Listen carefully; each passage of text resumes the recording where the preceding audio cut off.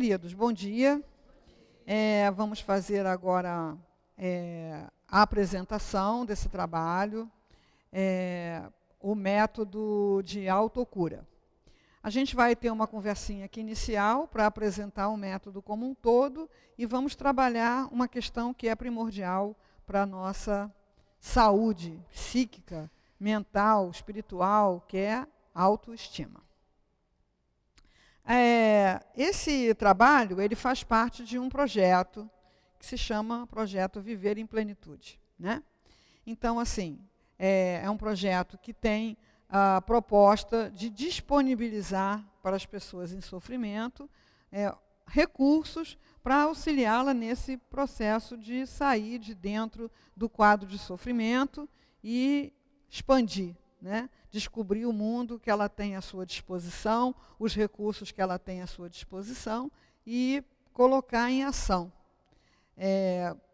Uma das coisas que a gente vai estar comentando aí ao longo dos passos é a questão de que o sofrimento faz a gente ficar muito focado, né, de olho no umbigo, né, pensando no problema, mergulhado no problema, envolvido pelo problema e esquece que tem um mundo lá fora, esquece os recursos que tem à sua disposição, esquece que é um ser criativo, que pode fazer muitas coisas, né, que pode desenvolver muitas coisas em seu benefício. Então, o projeto Viver em Plenitude é um projeto no qual esse trabalho de transmissão do método de autocura está inserido, mas que tem propostas mais amplas, né, voltados para todos aqueles em sofrimento de qualquer natureza. É sempre importante a gente lembrar que esse conteúdo se baseia no livro Plenitude, da Joana de Ângeles.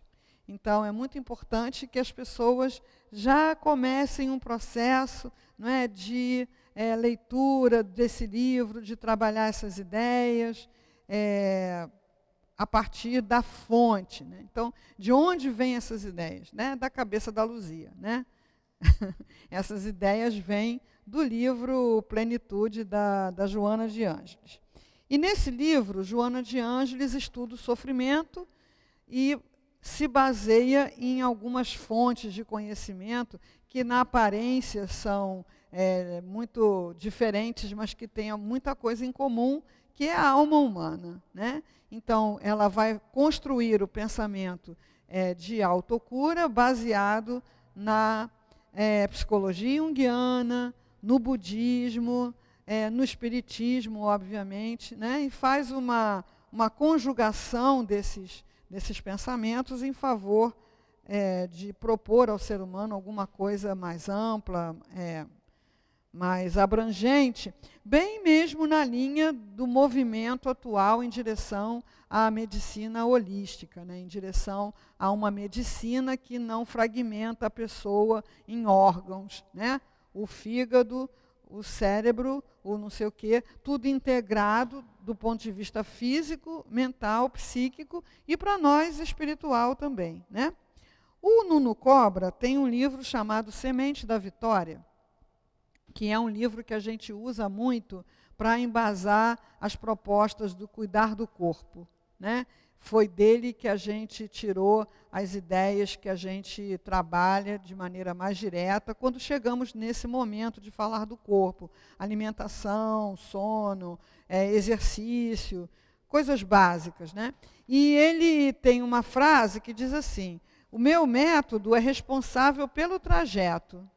É a própria pessoa que o percorre. Então, a gente pode pegar essa mesma afirmação do Nuno Cobra e trazer para a proposta de Joana de Ângeles, né? Quer dizer, nós vamos estar apresentando um trajeto. Agora, nós aqui ficamos numa situação curiosa, né? Porque, à medida em que a gente apresenta o trajeto, a gente também anda nele. Embora, às vezes, as pessoas esqueçam disso, né? Elas estão propondo o trajeto para os outros como se já tivessem aprendido tudo. Mas eu tenho a noção clara de que eu estou passando e caminhando ao mesmo tempo. E acredito que o Nuno Cobra também, porque se ele for falar de alimentação para uma pessoa e ele mesmo estiver fisicamente desequilibrado, não vai convencer ninguém, né? Então, esse método, o processo de autocura, faz parte do capítulo 9, né, do livro Plenitude, da Joana de Ângeles. É sempre bom eu contar uma breve historinha, né, até para dar uma força, né, para aquelas pessoas que estão travando conhecimento com essa proposta agora, que esse conteúdo eu descobri no momento em que eu tive câncer, né? Então, como eu já tinha muito tempo de casa espírita, eu buscava aqui o atendimento dos companheiros e eles olhavam assim para mim, como assim, o que eu vou dizer para a Luzia que ela já não saiba, né? Falar de reencarnação, falar de sobrevivência, ficava uma coisa meio complicada. E assim, um dia eu entrei ali na livraria, né, com essa questão, né? O que está faltando para mim? Né? O que está faltando eu saber que eu não saiba nesse momento? E foi com esse questionamento que eu peguei esse livro ao acaso e abri nessa página ao acaso. Para quem acredita no acaso, o acaso é um barato, né? A base de toda a proposta da Joana, quando ela nos propõe, nos apresenta um método de autocura, é o que ela afirma lá também no livro, que as causas profundas das doenças estão no indivíduo, que se deve autoexaminar, autoconhecer, a fim de se libertar do sofrimento. Então, dessa afirmação dela, a causa do sofrimento está no indivíduo. Parece uma coisa óbvia, né? Parece que todo mundo sabe disso. Mas a gente, olhando para a gente mesmo e conversando com as pessoas, a gente vê que a maioria de nós ainda tem um dedinho apontado para fora, aonde localiza a causa do seu sofrimento, né? Então, o meu sofrimento é fulano. O meu sofrimento é esse mundo de hoje em dia. O meu sofrimento é mamãe, né, que não gostou de mim quando eu era criança. O meu sofrimento é o marido, o filho. Então, esse dedinho apontado para fora inviabiliza a saúde psíquica, mental e, consequentemente, a física também, né? Então, assim, essa afirmativa aparentemente óbvia, né, que a causa profunda da doença está no indivíduo, é uma coisa que a gente está ainda em processo de aprender de forma integral, internalizando o conceito. E quando a gente se examina no processo de dor, a gente aprende a fazer uma pergunta que vai ser nossa companheira aqui nessa trajetória, né? Vai ser nossa companheira, tem sido nossa companheira para sempre, né? O que essa dor está querendo me ensinar? A dor, ela só dói enquanto você não aprende alguma coisa que ela está querendo te ensinar. A dor no sentido do sofrimento. Então, assim, há dores físicas decorrentes dos processos de doença. Mas o sofrimento da pessoa diante daquela dor varia. Por que varia? Porque os espíritos, as mentes, as psiques são diferentes. Então, uma dor que para uma pessoa é um sofrimento terrível, esmagador, que a pessoa tem muita dificuldade de prosseguir, para outra é uma situação natural da existência a ser levada adiante, que não é a única situação, existem outras situações. Um exemplo disso é assim, quando a pessoa tem uma doença num órgão, ela vira aquele órgão, né? Então, é o estômago, o meu estômago, porque eu tenho um problema de estômago. E assim, como é que eu vou fazer? Porque eu não posso por causa do problema de estômago. Então, a pessoa que tem um problema no estômago, ela tem um coração saudável, um pulmão que respira legal, umas pernas que andam bem, mas ela esquece tudo e fica focada no estômago. Então, essa possibilidade da gente passar pelas dores que são naturais da vida física e da vida de relação, sem tanto sofrimento, diminuindo esse sofrimento através dessa resposta. O que essa dor está querendo me ensinar? Porque só dói enquanto você não aprende. Uma coisa que foi muito clara para mim é que eu chegava atrasada lá no meu trabalho, né? E aí era uma coisa que gerava todo um sofrimento, porque eu chegava atrasada, o chefe fazia a cara feia para mim, né? Quando eu chegava lá, as pessoas também me olhavam de cara feia, e aí eu já ficava, né, endurecida, as pessoas já chegavam endurecidas também, e aí ficava aquele negócio, né? Até que, assim, depois de todo um caminho, um processo de autoconhecimento, eu descobri que eu chegava atrasada porque eu não queria ir para aquele lugar. Né? Aí, na hora de ir para o trabalho, abre gaveta. Isso, a gaveta está uma bagunça. Aí começa a arrumar a gaveta. Né? Na hora de pegar o carro e ir para o trabalho, resolve ir pelo Alto da Boa Vista, né? Para ver um pouquinho a floresta. Aí chega atrasado. Né? Então, assim, dá para sair desse trabalho agora? Não, não dá. Eu preciso dessa grana. Então, trabalha direito, porque ninguém tem culpa disso, né? Não é? Aí, mas só a partir do autoconhecimento, porque eu vi e vejo até hoje, né, muitas pessoas reclamando do chefe, reclamando das pessoas, né, o público que eu atendo é isso, é aquilo, o meu chefe não sei o que lá, todo um sofrimento por falta de autoconhecimento. Então, a partir do momento em que eu enxerguei essa situação e comecei a chegar na hora, o chefe ficou meu amigo, ainda me chamava para um cafezinho, né? Eu chegava lá no meu setor, as pacientes tinham até uma reação de surpresa. Ah, chegou cedo. Né? Ficava todo mundo descontraído, acabou o sofrimento, a partir do processo de autoconhecimento. Então, assim, a forma eficaz, nos diz Joana de Ângeles, para que cessem os sofrimentos, deve atingir o princípio gerador, o espírito. Se o espírito, a psique, não operar as transformações, você vai no médico, muitos casos a medicina vai resolver, graças a Deus, né? Mas o sofrimento vai continuar. Ele vai se deslocar dali para outro lugar. Então, na mente lúcida surgirá a tranquilidade encarregada de produzir a saúde que se irradiará por todo o organismo. Então, Joana identifica na mente, no pensamento, a origem de tudo o que acontece no nosso corpo. Então, se essa onda é perturbadora, essa onda perturbadora vai se disseminar pelo corpo e ter várias repercussões, como baixa de imunidade, como elevação da pressão arterial, como aumento do açúcar, do colesterol, enfim, todas essas coisas que a gente que vai no médico, né, escuta ele falar que quando aquele problema está repetitivo e está de difícil manejo, ele vai perguntar, mas a senhora está ansiosa? E aí ele acerta em 100% dos casos, né? Aí, assim, por que eu estou ansiosa?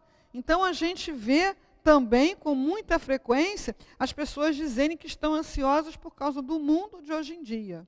Então, no mundo de hoje em dia, não dá para não ser ansioso. Assim, como assim não dá? Né? Então, o mundo, a sociedade humana, por ser uma sociedade complicada, sempre trouxe problema para todo mundo. Agora, como eu não vivi no passado, né, pelo menos não me lembro, para mim o complicado é o mundo de hoje em dia. Né? Então, nós temos que estar sempre olhando ansioso por quê? Ansioso para quê? E ir trabalhando essa ansiedade. Né? Porque existem pessoas que não manifestam essa ansiedade. Né? Chico Xavier, Dalai Lama, assim, né? Então, quer dizer, Deus fez eles direitinho. Quando fez a gente, errou e fez uma criatura ansiosa, né? A gente tem usado também algumas contribuições de um médico, um pesquisador americano chamado Deepak Chopra, né? Que ele estuda a medicina num nível de física quântica, né? Um nível, por que física quântica? Porque o nosso corpo é feito de células, que são feitas de átomos, que são feitos de partículas, né? E de coisas que são pura energia.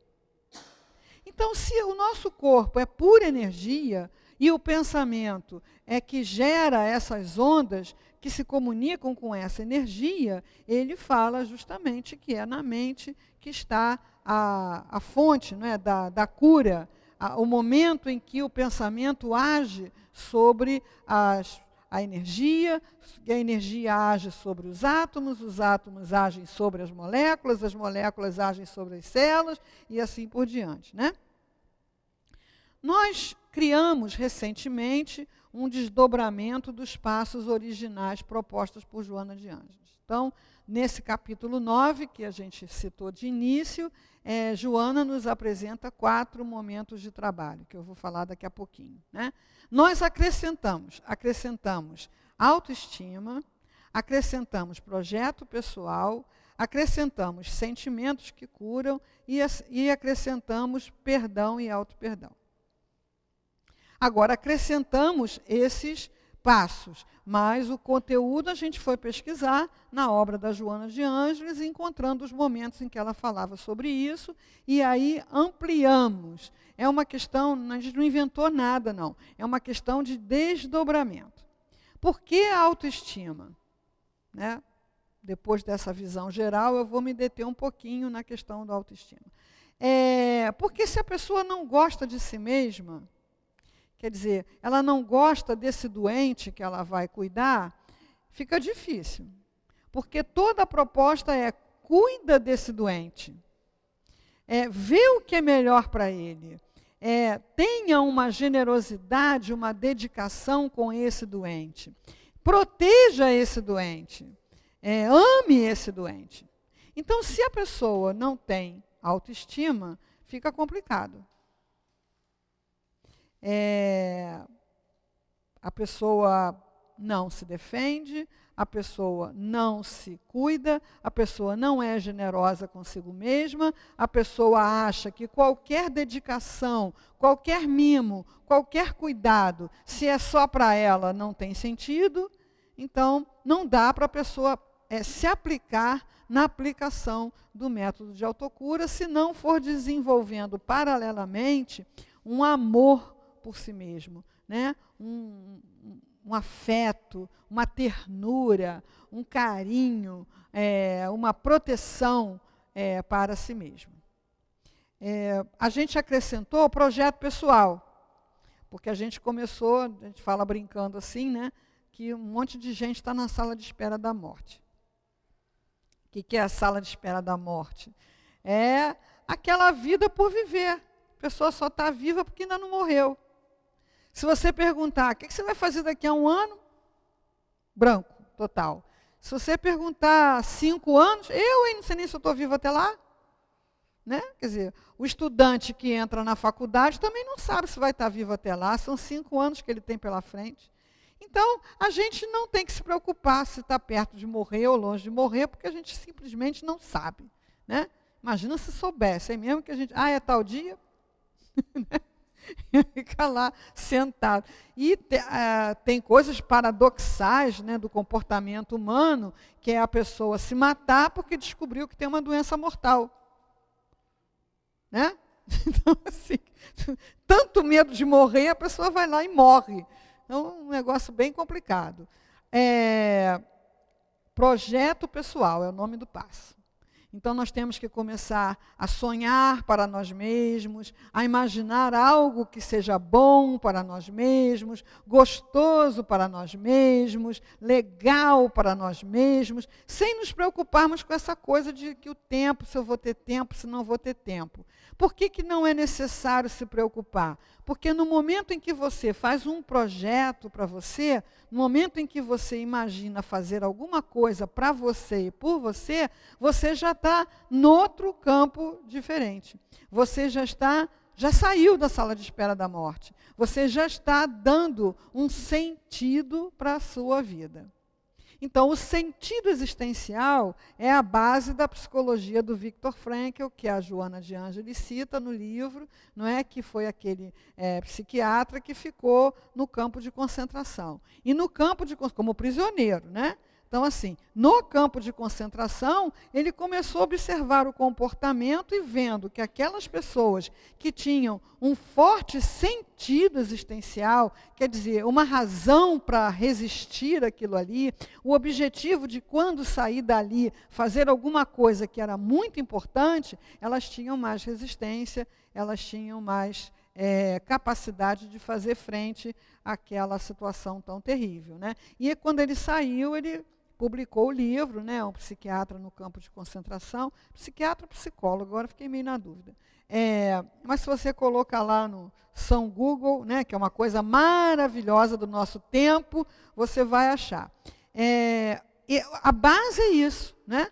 A vida para ser saudável tem que ter um sentido existencial. Então, assim, quando a gente é criança, a gente é pleno de sentido. Você pergunta para a criança o que ela quer quando crescer, ela tem várias respostas. Quando a gente é jovem, a gente tem a vontade de casar, de estudar, de se formar, de ter sua casa. E quando a gente tem filho pequeno, a gente tem a coisa de criar, de dar conta, de formar, de educar, não sei o quê. E depois, bum, cai no vácuo, assim, né? Fica lá perdido no espaço. E é um campo muito favorável à instalação de doenças e muito difícil de se alcançar a saúde. Então, a gente inseriu o projeto pessoal. A gente inseriu também os sentimentos, porque a gente começou a ver, né, que as pessoas adoecem de determinados sentimentos. E que é preciso que a gente coloque isso em evidência para poder ver o que tem que ser feito. Qual é o tratamento? Qual é o tratamento para o medo? Né? Qual é o tratamento para mesmice, para aquela vida sempre igual? Qual é o tratamento para desesperança? Qual é o tratamento para aquelas pessoas que não têm tempo? A pessoa não tem tempo nenhum, não tem tempo para nada. Tem tempo, não dá tempo, nada dá tempo. Né? Então, a gente começou a embasar esse enfoque, né, que esses sentimentos adoecem e que o tratamento são os sentimentos opostos. Então, esse tratamento do medo é a coragem. O tratamento da desesperança é a esperança. O tratamento daquela rotina opressiva que se repete, é a criatividade. O tratamento para quem não tem tempo para nada é ter tempo para meditar. Então, mas é muito fácil, né? Eu tenho medo, então a coragem vem de onde? Em qual farmácia? Então, o enfrentamento, né? É o dia a dia, a aplicação continuada do remédio, que é o sentimento oposto àquele que adoece, que a gente vai se curando desses sentimentos que adoecem. E a gente descobriu que o campeão de audiência desses sentimentos eram a culpa e a mágoa. Então, a pessoa que se sente culpada ou ressentida, ela não pode ser feliz. Ela não pode ter saúde. Ela mesmo determina isso. Então, ela não pode ser feliz porque ela é culpada, precisa sofrer. E ela não pode ser feliz porque ela foi muito magoada. Então, ela tem que sofrer muito para fazer aquele que a magoou se sentir culpado. Então, a pessoa não aceita verdadeiramente uma proposta de uma vida nova, de uma vida saudável, de uma vida feliz, porque ela está culpada ou ela está ressentida. Então, a gente inseriu um dia só para falar de culpa e, consequentemente, de auto-perdão e perdão, né, quando se fala do ressentimento. Então, esses sofrimentos, baixa autoestima, ausência de projeto existencial e culpa e ressentimento, inviabilizam qualquer movimento em direção à saúde. Então, como a gente quer que todo mundo que tem acesso a esse método aplique e tenha resultado, a gente tem que combater essa atitude, né? Então, Joana de Ângeles começa o seu capítulo falando que para ter saúde é preciso querer. E isso nos coloca nessa questão, né? E tem alguém que não quer ter saúde? São os paradoxos do ser humano, né? Então, parece que é um absurdo, mas é uma coisa que a gente observa. Então, a pessoa tem ganhos na doença. Ganhos. E aí ela não consegue abrir mão desses ganhos. E para ter saúde, vai ter que abrir mão desses ganhos. E esses ganhos, em geral, passam pela baixa autoestima. Então, quando é que a saúde tem ganhos? Quando eu acho que eu sou uma pessoa tão desinteressante, que eu sou uma pessoa tão coitadinha, que eu sou uma pessoa tão sem graça, que se eu não estiver doente, não vai ter ninguém perto de mim. Então, eu nunca posso estar bem. As pessoas ligam, né? E aí, como é que vai? Hoje estou com uma dor de cabeça horrível. Né? Aí a pessoa nos indica uma medicação, um chá, um médico. Melhorou? Melhorei, mas aquele remédio que eu tomei para dor de cabeça acabou com o meu estômago. Aí começa, né?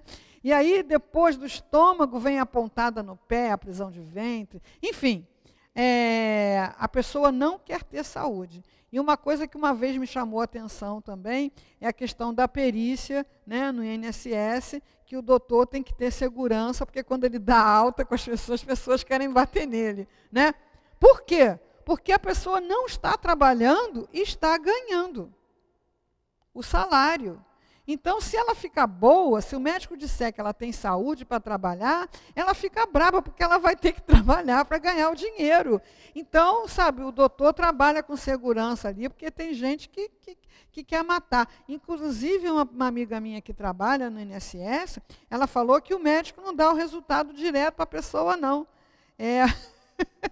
A pessoa sai da sala sem saber o que ele resolveu. Então, assim, que pessoas preguiçosas, né? Não! Boa parte dessas pessoas realmente, se tem tão baixa autoestima, em tão baixa conta, que acha que não tem condição de se manter, que não tem condição de trabalhar, porque tem pressão alta, por exemplo. Ora, eu também tenho pressão alta, milhares de pessoas têm pressão alta. Imagina se essas pessoas todas ficassem em casa recebendo pensão do INSS. Né? Então a pessoa tem muito medo de ir à luta, de ir à vida, de ganhar seu sustento, e isso faz com que a pessoa prefira ser doente, prefira estar doente. Então, a liberação de uma enfermidade, se não produz o engajamento do paciente em atividades psíquicas e físicas positivas, faculta a presença de outras doenças. Então, assim, a pessoa pode até ter uma doença que vai lá, o médico, a medicina cura, estabiliza, né? Mas se a pessoa continua num processo de não desejar ser um ser humano saudável e produtivo, a enfermidade vai aparecer em outro lugar, né? Vai ficar assim, se deslocando. Então, atualmente, nós temos todos esses passos. Como é que vão ser trabalhados esses passos? Cada palestra vai abordar um desses passos. No método de autocura, na aplicação do método de autocura, que acontece na obra social Antônio de Aquino, às segundas-feiras de manhã e às quintas-feiras à noite, a gente tem a palestra, mas tem também o contato humano, a troca de experiências, a aplicação de várias técnicas holísticas para dar a sustentação às pessoas e o próprio trabalho. Né? Todas as pessoas que trabalham na autocura, a começar por mim mesma, foram atendidas pelo método. Então, a palestra que vai ser apresentada aqui, que está sendo apresentada aqui, é um momento do trabalho. Na aplicação do método, propriamente dito, é uma coisa mais ampla. O resgate da autoestima, né, o primeiro passo, a concepção e engajamento na realização de um projeto pessoal, o cuidado e aplicação do pensamento no sentido da cura. Pensamento é onde tudo começa, é onde tudo acontece, né? E geralmente nós achamos que não temos controle, nem responsabilidade e nem poder sobre o que pensamos. Nós achamos que o pensamento é uma coisa que acontece à revelia da nossa vontade. E não é bem assim. Né? Buscar a Deus, que é o cultivo dessa espiritualidade que hoje está já sendo falada pela medicina, né? Todos os dias eu tenho notícia de mais um serviço, de mais uma pesquisa, de mais um estudo, falando sobre a necessidade da espiritualidade no manejo da doença. O cuidar do corpo, que eu já mencionei lá no começo, que é a gente otimizar todos os recursos que nós temos à nossa disposição para melhorar a saúde do corpo, né? A doação de amor, o amor entendido aqui como aquela força que alimenta a vida, que sustenta a vida, os sentimentos que curam, que a gente já comentou, e o perdão e o auto-perdão entendido como a higiene da alma, né? A limpeza da alma. Então, para embasar essa reflexão sobre autoestima, a gente se remete a Jesus, né? Amar ao próximo como a si mesmo. A gente está escutando isso, né? Há 2014 anos, sei lá. Né? Mas a gente ainda está num processo, em geral, de ter o outro como referência. Então, o que eu faço? Eu faço um monte de coisa para o outro, que eu chamo de amor, que é para ver se ele gosta de mim. Isso gera um sofrimento danado, porque está na contramão, porque não está certo. Se você calçar um sapato apertado, o seu pé vai começar a doer. Por quê? Para te dizer que aquele sapato está apertado, que é para você trocar aquele sapato, que é para você tirar aquele sapato. Agora eu me lembrei de uma história de um bebê que chegou no pronto-socorro lá gritando, chorando, apertaram o ouvido, escutaram o pulmão, olharam a garganta, ninguém achava nada, tiraram a roupa do neném, e o neném gritando, sei lá, mas não tinham tirado o sapato. Na hora que tiraram o sapato, ele parou de chorar, né? Tadinho. Isso é uma história real, né?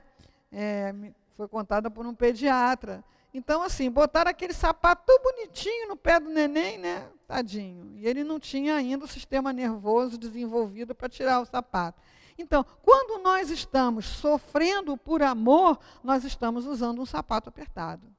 E o pé está doendo, que é para a gente ver se acorda para o fato de que o sapato está apertado. Porque o amor é a própria energia que cria e mantém a vida. Então, o amor não pode causar sofrimento. Se causa sofrimento, e eu estou num processo de autocura, eu vou fazer aquilo que a gente conversou lá no início. Eu vou me perguntar, por que é que eu estou sofrendo nessa coisa que eu estou chamando de amor? E aí a gente vai ver que não é amor, é apego, é controle, é baixa autoestima. Então, a pessoa sacrifica um monte de coisa, a pessoa faz um monte de coisa para o outro, para ver se o outro diz, nossa, como você é boa, porque eu mesma não me acho boa. Nossa, como você é interessante, porque eu mesma não me acho interessante. Como você é boa amiga, porque eu mesma não sou amiga de mim mesma. Então, tudo isso que eu projeto para o outro na busca de um retorno é o reflexo da minha baixa autoestima. Porque o amor é uma coisa de doação, né? Vai. E quando vai, já passa por você e já faz o efeito que tem que fazer. Deus paga à vista, eu brinco assim. Não é bom negociante Deus, ele paga à vista e cobra prazo, olha só. E prazo longo, né? Então, quando Jesus colocou essa medida, amar ao próximo como a si mesmo, ele está falando uma coisa que, à luz da psicologia moderna, a gente vai entendendo bem. Aquela pessoa que não se ama, ela não é capaz de amar ninguém. Ela não ama ninguém. Ela controla os outros. Ela investe nos outros. Ela se apega aos outros. Então, para amar, precisa, sinceramente, desenvolver o amor por si mesmo, né? O Nuno Cobra também valoriza muito essa questão da autoestima, porque Nuno Cobra é um preparador físico. E quando a pessoa tem uma meta, um projeto nessa área, em geral, ela não acredita. Aquele projeto passa pela cabeça, mas ela logo desqualifica. Eu não vou conseguir, eu não vou dar conta, isso não é para mim, barará, barará, né?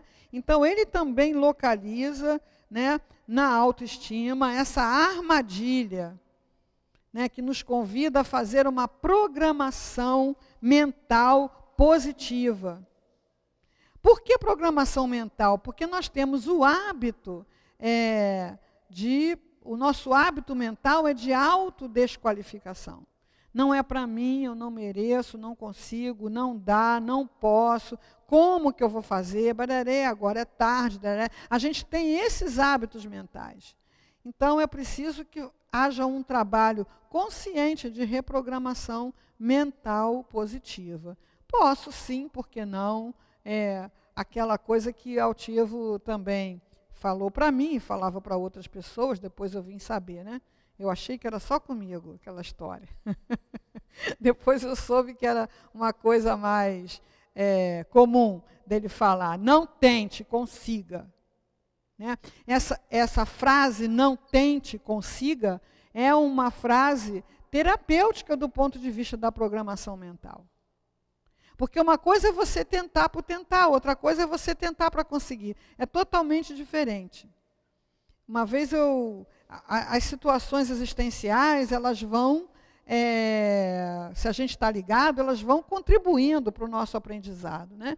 Então, eu já perdi muita coisa, celular, caneta, chave. Né? Minha mãe dizia que eu era muito distraída, assim, né? Luzia Helena distraída, né? Porque eu estou sempre pensando em outra coisa, não estou prestando atenção naquela coisa que está acontecendo ali, né? Sou distraída mesmo. Então, já é um costume mesmo de perder carteira, chave. E aí eu cheguei em casa, cadê meu celular? Revirei a bolsa, né? Assim. Não achei o celular. De jeito nenhum, eu estava certa de que eu tinha perdido o celular. Aí, meu marido, deixa eu ligar para ele. O celular tocou dentro da bolsa, rapidinho eu achei, porque aí eu estava acreditando que ele estava lá. Então, assim, a nossa programação mental, ela tende muito mais para a desistência, para a paralisação, para o desacreditar, do que para o acreditar, para o confiar, para o tentar, para conseguir. Então, tentar não é tudo igual, não. Tentar por tentar não dá em nada. O tentar para conseguir, você tem uma boa chance de efetivamente conseguir, né?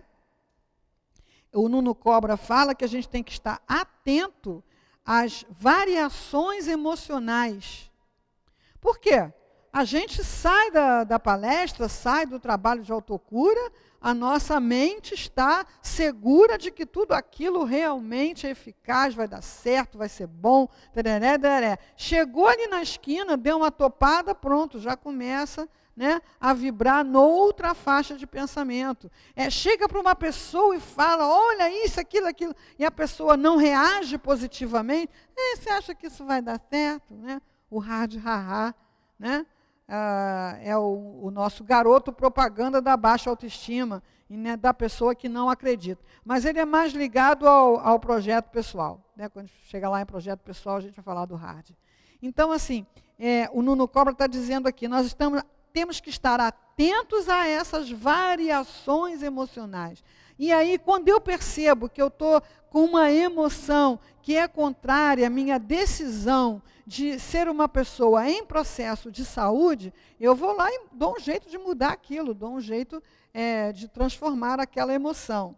E a intromissão de pensamentos negativos. Olha só, ele não é um autor espiritual, espírita, espiritualista, não. Ele é um preparador físico.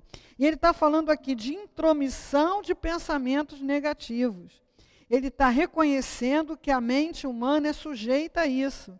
Então, você está lá, tranquilo, vendo sua televisão, relaxado, aí vem aquele negócio, né? Aquela ideia. Eu estou achando que eu tenho um caroço aqui. Aí começa, né?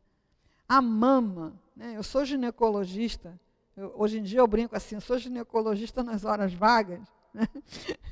E as mulheres chegam no consultório apavoradas porque acharam um caroço na mama. Aí começa, é um caroço aqui, porque eu estava vendo televisão, eu senti um negócio aqui, né? E assim, quando aperta assim, dói. Quer dizer, se ela está fazendo isso o dia inteiro na mama, essa mama vai doer. Não tem nem por onde. Vai doer, né? E aí eu falei assim, menina, para de fazer, já sei, eu vou examinar. Não, mas é que começou assim, aí eu palpei aqui, aí o negócio veio para cá, né? Então aquilo pegou a pessoa distraída. A pessoa estava bem lá, não sei o que lá, de repente veio aquela intromissão, aquele pensamento invasor, e a pessoa, porque não tem noção, não tem conhecimento, ou não está atento, muitos de nós temos o conhecimento, mas não temos a prática de fazer isso, cedemos a essas intromissões, né? Então, nós temos que mentalizar a capacidade de realizar aquilo que a gente quer. Mas aí tem que saber o que quer e tem que gostar de si mesmo. E tem que investir na gente mesmo. Né? A pessoa, por exemplo, que adota uma criança, às vezes uma criança já crescida, com problemas, ela está acreditando naquela criança. Ela está acreditando que se ela investir naquela criança, ela tem uma boa chance de ser bem-sucedida. Então, como a gente, nesse caso, é o agente e é aquele que está recebendo a ação, a gente tem total chance de sucesso, né? O Nuno Cobra fala que nós precisamos estar conosco mesmos, né? Nos ouvirmos. E para isso, como a gente é tão sem treinamento dessa coisa, a gente precisa programar qual vai ser o dia, qual vai ser a hora, qual vai ser o momento em que a gente vai iniciar o exercício. Depois que você já está mais ou menos competente nesse processo, você vai fazer isso o dia inteiro, você vai fazer isso quando estiver sozinho, né? Mas o que a gente faz quando está sozinho? Liga o rádio, liga a televisão, liga um monte de coisa, porque não se aguenta. Ora, se eu sou uma companhia tão desagradável para mim mesmo, né, como é que eu vou ser uma influência positiva no meio? Então, o que há em mim, o que há nos meus pensamentos que me incomoda tanto? Né? Inclusive as pessoas falam, eu durmo ouvindo a Rádio de Janeiro. Não dorme, passa a noite. Né? Porque você não alcança aquele plano profundo de sono. Então a pessoa dorme, acorda, dorme, acorda, dorme, acorda. Né? Chega para mim e fala assim, eu te ouvi hoje, 3 horas da manhã. Você está fazendo 3 horas da manhã ouvindo rádio? Então, o desconforto que a gente experimenta de estar conosco mesmo. Se tem carro, entra no carro, já liga alguma coisa. Se entra em casa, não tem ninguém em casa, já liga um monte de coisa. Então, nós precisamos fazer um movimento contrário. Nós precisamos nos escutar, saber, afinal de contas, o que há em nós que nos incomoda tanto. Socorrer esse ser que está sozinho, que está isolado, que está abandonado de si mesmo. Ouvir o que ele tem para dizer. Embora no princípio possa ser desagradável. Né?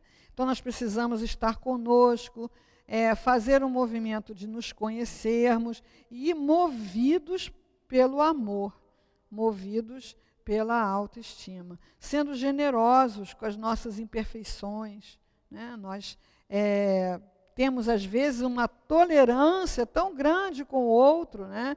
E conosco somos intolerantes. Nós impomos a nós mesmos coisas absurdas, que absolutamente não foi Deus quem colocou em nós essa programação. Por isso que daí vem o sofrimento, porque está com o sapato apertado. Não é por aí. E o Nuno Cobra também faz uma afirmação categórica, né? Nós podemos ser mais do que somos. Todos podemos ser mais do que somos. Mas, para isso, é preciso que a gente se dê uma chance. Então, se ele fala isso, e fala isso dessa forma tão afirmativa, tão positiva, né, é porque ele está percebendo aquilo que a gente percebe também, que a gente não acredita. Não acredita que seja capaz.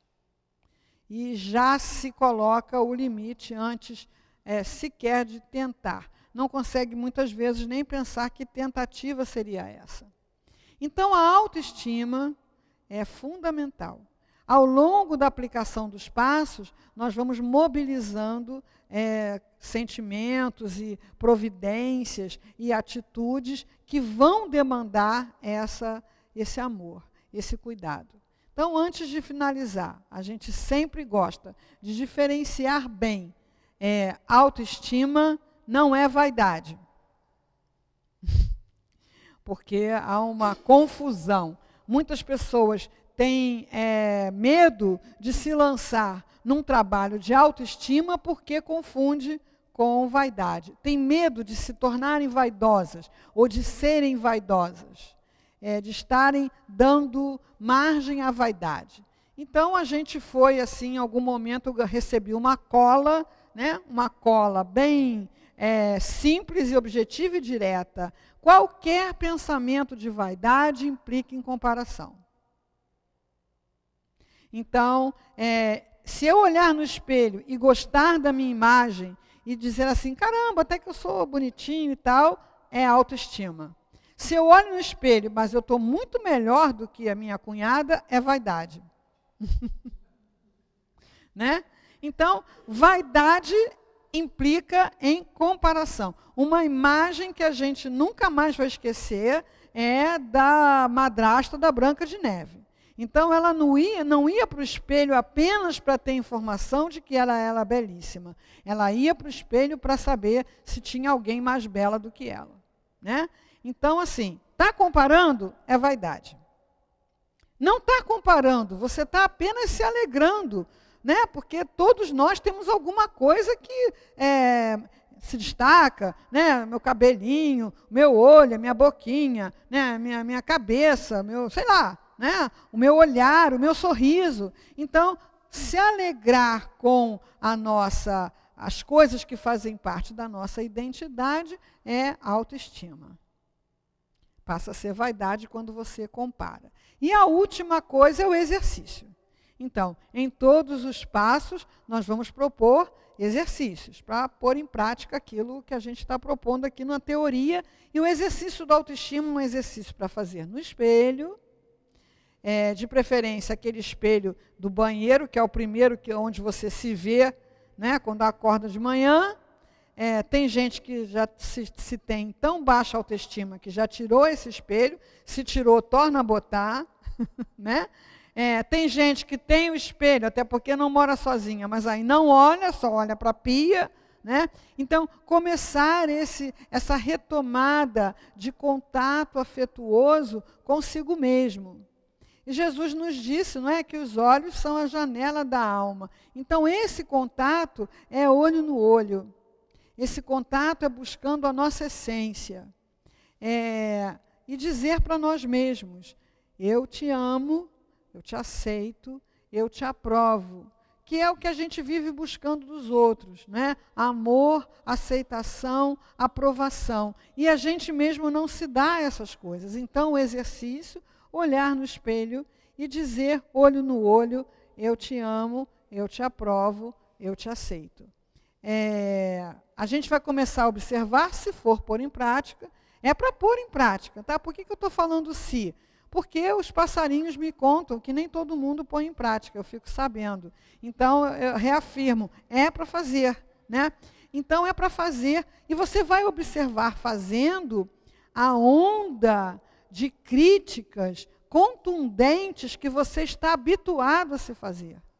Coisas que você não fala para ninguém, você não chega para ninguém, nossa, você está gorda, velha, acabado, está com uma papada, com uma ruga, seu cabelo, a gente não diz isso para ninguém, mas a gente diz para a gente. Então, quando a gente começa o exercício do espelho, a gente vai tomar consciência dessa onda e vai simplesmente esperá-la passar. Né? Quem já pegou onda na praia sabe como é que é, né? Ela vem e passa. Você tem duas soluções, você relaxa, você sobe e desce, ou então você fura. Né? O fato é que a onda passa. Então, a gente vai esperar ela passar e depois a gente vai fazer esse contato afetuoso, generoso, olho no olho. Né? Eu te amo, eu te aprovo, eu te aceito. Mesmo que, a princípio, a gente não esteja com o sentimento 100% colocado ali na sua veracidade. É um exercício. Ok? Então, tá bom, queridos, por hoje?